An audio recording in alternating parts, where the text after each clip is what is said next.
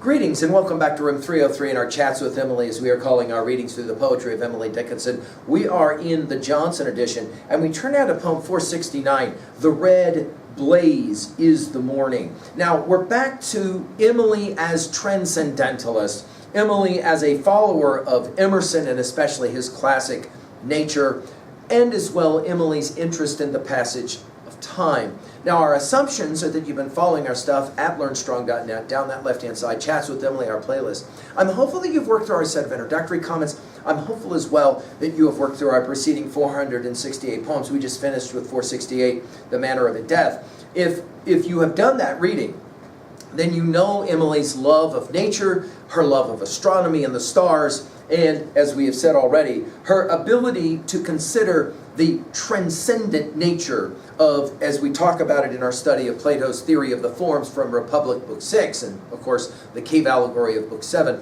the idea that there's really a certain way of seeing the world that's not physical, but rather metaphysical, beyond the physical, transcendent to the physical. This is the way she says it. By the way, notice the repetition of the word the. Notice her use of colors. The red blaze is the morning. The violet is noon. The yellow day is falling. And after that is none. But miles of sparks at evening reveal the width that burned, the territory argent that never yet consumed. Of course, argent, as she's thinking about the moon. I think the key word of this poem is reveal. And I think that it makes sense that, notice, we start with blazing and we end with burning of a different kind. Notice we go through our day. We begin with the red blaze of the morning, of course, sunrise. Then the violet of the noon, right? And then the yellow day is the sun setting, right? And after that, nothing. Darkness, if you will. But it isn't just darkness. It is miles of sparks, which only Emily can come up with a phrase like that to denote the stars, right? Brilliant. Miles of sparks at evening. Notice sparks will take us back to blazing. And of course, she's used this word blazing in a number of other poems, as you'll remember. Then she says, all of that will reveal, those stars, reveal the width that burned. In other words, it's the same sky. It just looks so radically different because of all of the stars. Of course, the stars were all there. It's just that now we are able to see what we couldn't see before. The territory argent, of course, of the moon that never yet consumed. What is the point of a little poem? This is a brilliant little poem. What is she saying?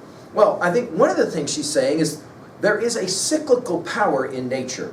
And we often don't see it. I mean, when you look up at the noon sky, you are looking at a point or a spot where later in the nighttime there will be all kinds of stars. Well, of course we know in the abstract those stars are still there. It's just that we don't have the capacity to see them. And I think this is her point. In other words, there's things that we don't see because we are, if you will, unable to focus our attention given whatever is going on in our lives. At 2B, I love the key word of reveal, because it seems to me that's the game that Emily is playing. She's trying to reveal insights to us much the same way as, of course, Emerson did it in his classic Nature, as well as Thoreau's classic Walden. We've given full lectures at learnstrong.net over all of the writings of both Emerson and Thoreau. Finally, at 3B, what has nature revealed to you?